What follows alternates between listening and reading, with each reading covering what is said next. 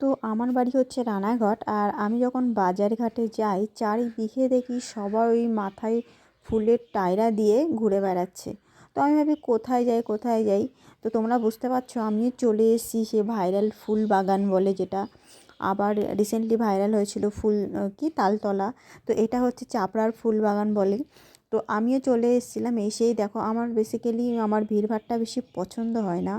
তো এখানে এসেছিলাম, এসে দেখি রাস্তাঘাটে প্রচণ্ড পরিমাণে ভিড়। আর আমি প্রায় শীতের শেষের দিকে এসেছি, তো অনেক ফুল এখানে ছিল না, অনেক জমি ফাঁকা হয়ে গেছে। আর সঙ্গে ছিল আমার মেয়ে। তো আমার মেয়ে ভীষণই জ্বালাতন করছিল, না ভালো করে ফটো ভিডিও কিছুই আমাকে করতে দেয়নি। তা নয়তো আমি ভেবেছিলাম পুরো এক্স্যাক্ট লোকেশনটা সবাইকে জানাবো। তো এখানে এসে প্রথমে আমি আমার মেয়েকে একটু জায়গায় একজনের কাছে দিয়েছি, মানে পরিচিতই আমাদের সঙ্গে এসছে।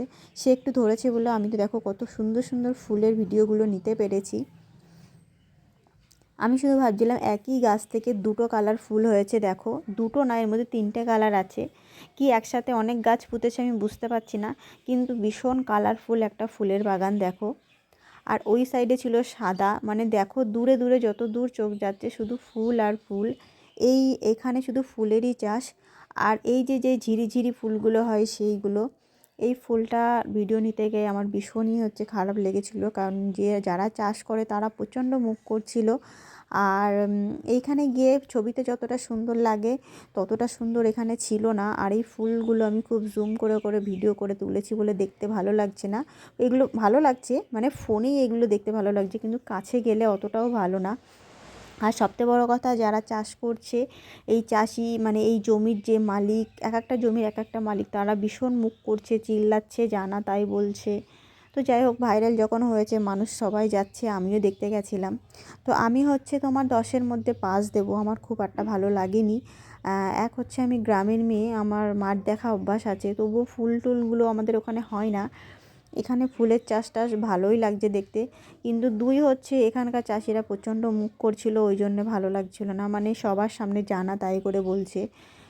এমন না যে কেউ তার জমিতে গিয়ে ক্ষতি করছে, সাইড দিয়ে ফুলের একটুখানি ভিডিও বা ফটো নিলেই কেমন করছে। ওরা ভাবছে যদি নষ্ট হয়ে যায়, হয়তো ওরা ওদের দিক থেকে ঠিকই আছে, কিন্তু মানুষজন খুব একটা বেশি নষ্টও করছে না।